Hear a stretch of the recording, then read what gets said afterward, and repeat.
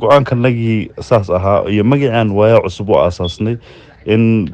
runtii la xumeeyo oo si xun loo isticmaalo aad bay noola fool xumaatay annagoo badan weliba keligee shakhsiyan kuma hadlayo annagoo fara badan marka go-aan waxaan qaadanay intii maxaan ku dhahday magac annaga shakhsiyadeed oo faneed uu sii ijaafoobi lahaa inaan waayaa cusub bannaanka istaagno.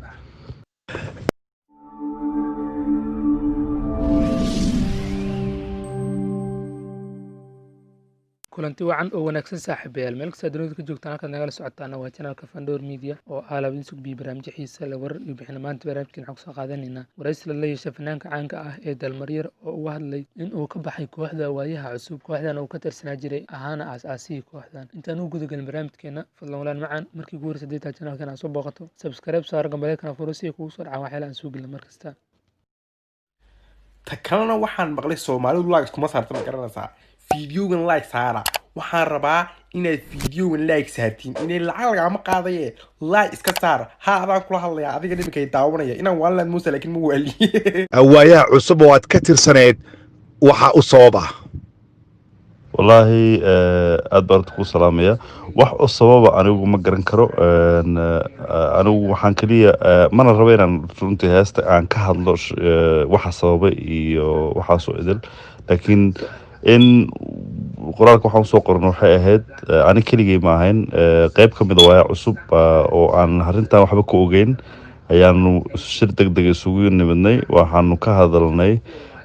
waxyaabaha sababay kulley annagu shakhsi ahaan si gooni aan uga wada hadalnay laakiin waxaanu isla afgaranay inaanu sida annaga xagganaga shakhsiyan go-aankanaga inaan kasoo saarno marka wax sababay anu ma garan karo hagaag kadib marka aad eegtay xaaladda iyo weliba sida aad sheegtay heestan iyo ujeedka markaasi muuqanaysa ee laga leeyahay go-aanka aad qaadatay ku aadan in aad ka baxday waayaha cusub ma yahay go-aan kama dambeysa mise keliya waxaan dhihi karnaa fanaanka xoogaa yar xanaaq keliya ayaa ka keenaya maadaama uu ka carooday kooxdii uu ka tirsanaya uu soo asaasay tallaabada ay qaadeen kooxda horta in muddo ah oo dhowr iyo 10 sano ah ayaa wada shaqeyn naga soo dhaxaysay waxaan ka mid ahaa aasaasyaashii koowaad ee waayaha cusub maxaan ku dhahday waayaha cusub waxyaabihii loo aasaasay waxaa ka mid ahayd waqti lagu jiray marxalado aad u adag ayaan waayaha cusub aasaasnay oo wadanku aad u meel walba dab ku holcayay inaanu dhalinyarada Soomaaliyeed qoriga wadata inaanu ka wacyigelin qoriga dhigaan sida la ajligeed waayaha cusub markaan arkay aanu arkay hadda xaaladda lagu sugan yahay sida ay u dhaqmayaan waxa isugu kan dambeysay 2 sano ka hor halkan ay la joogeen waayaha cusub Mareykanka ay ugu yimideen waqti fiican ku wada qaadanay go-aankanagii saas ahaa iyo magacaan waayaha cusub u aasaasnay in runtii la xumeeyo oo si xun loo isticmaalo aad bay noola fool xumaatay annagoo badan weliba keligee shakhsiyan kuma hadlayo annagoo fara badan marka go-aan waxaan qaadanay intii maxaan ku dhahday magac annaga shakhsiyadeed oo faneed uu sii ijaafoobi lahaa inaan waayaa cusub bannaanka istaagno markaan u hadlayno aanu ka hadlayno waayaa cusub waxaanu hadda difaacayna ma ahan waxa ay sameeyeen waxaan difaacaynaa magac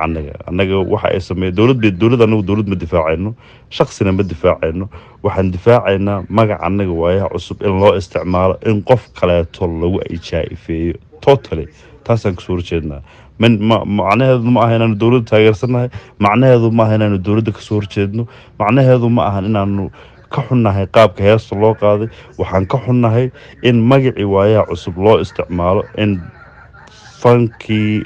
maxaan ku dhahday iyo fankii Soomaaliyeed oo dhan lagu yaqaanay in si dadban wax loo kormaro in dad lagu aflagaadeeyo totally taasana anagu ka xunnahay